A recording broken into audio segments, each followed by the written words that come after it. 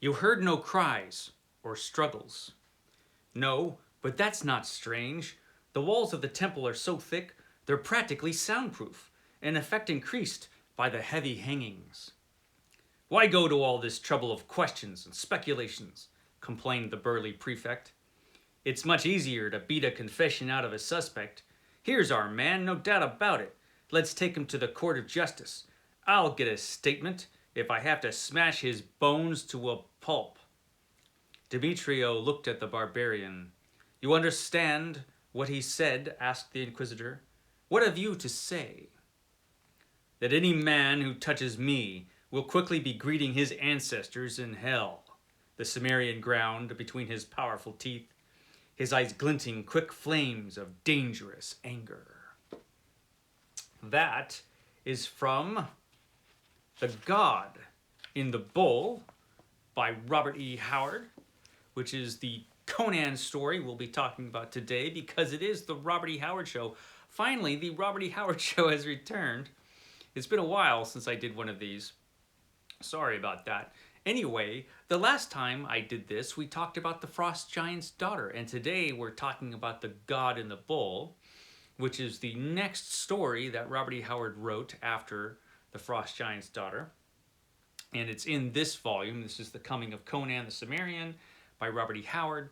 This series, the 3-volume series from Del Rey, collects all of the Robert E. Howard original Conan stories. And this one is an interesting one. It has an interesting publication history. I've got my notes right here. So this story was not published in Robert E. Howard's lifetime. It's kind of understandable why that was, because it's a little odd for a Conan story in that it's sort of a murder mystery. And a lot of the story is taken up with trying to figure out, who the murderer actually is and what actually happened to the dead person that is found in this story. And so the pacing is a little odd in this story, and it was a little strange for a Conan story, I suppose, and that could be one of the reasons why it was not accepted for Weird Tales. I think it should have been, because it's not a bad story at all. It's certainly not the best Conan story, far from it, but he was a hell of a lot better than a lot of the stories that were published in Weird Tales, that was for sure. But who knows? Who knows why?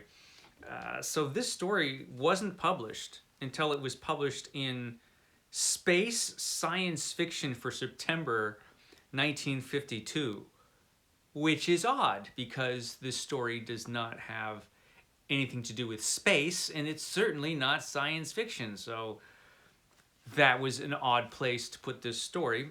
It was also published in Gnome Press's hardback, The Coming of Conan, in 1953. And then it was published again in the Lancer Press version, in the Lancer paperback edition, I should say, in 1967. The Lancer paperback edition. And that was edited by L. Sprague de Camp. And there were some issues with that, because L. Sprague de Camp, well, he edited it pretty heavily. I suspect this was not L. Sprague de Camp's favorite Conan story, because he replaced some of the text with his own.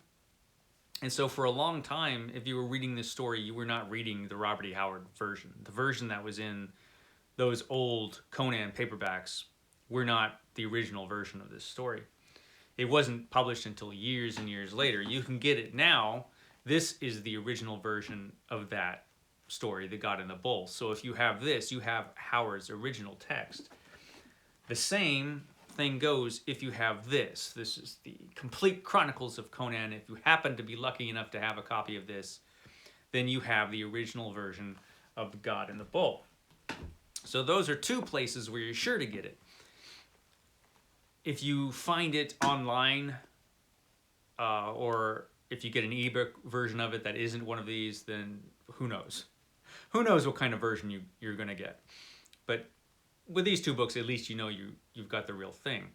And it is an interesting story, which I can't tell too much about the story because it's a short mystery story, but I'll talk a little bit about it.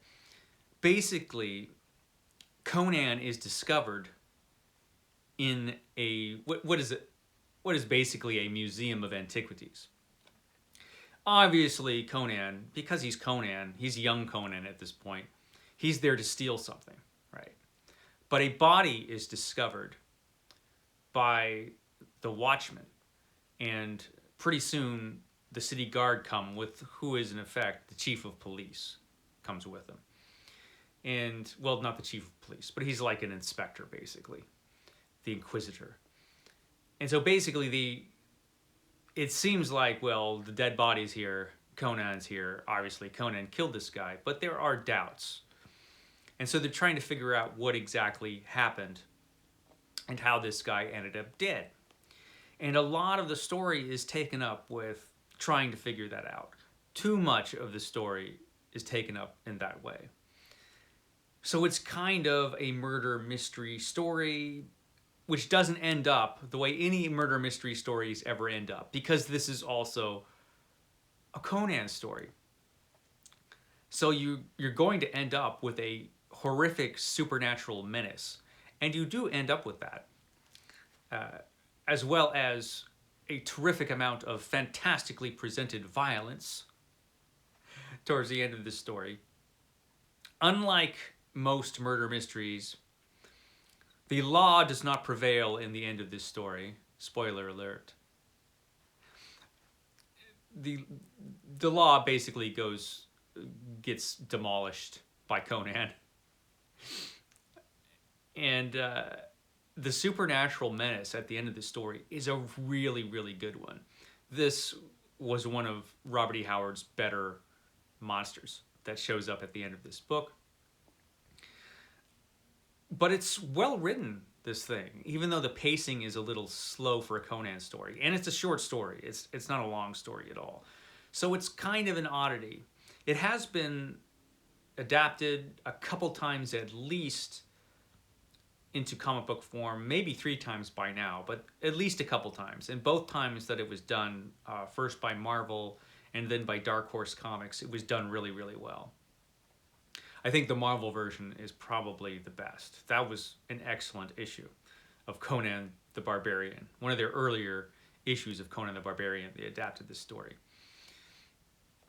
And so it's well worth a read. A lot of editions of Conan don't have this story in it because it was published so late in the 50s. It's not in the public domain, I don't believe. I could be wrong on that, but I don't think it is. So, yeah, there are some editions that don't have this story. So again, I would recommend, as I always do, to get the Del Rey or this one, if you could find it, because this one is fantastic. It's an interesting little Conan story, a little episode from Conan's younger days when he was a thief. And that's about all I have to say about it, actually, because yeah, it's not the best, but certainly not the worst, and it is well worth a read. It won't take very long. It's very, very short. So that, yeah, The God and the Ball, check that out. But next time we're getting to a really interesting story. The next story we're going to be talking about is The Tower of the Elephant next time. We're going to try to get the Robert E. Howard show out next week, because The Tower of the Elephant is actually one of the best Conan stories out of the entire series, and that's saying a lot. So, yeah, I will catch you next time.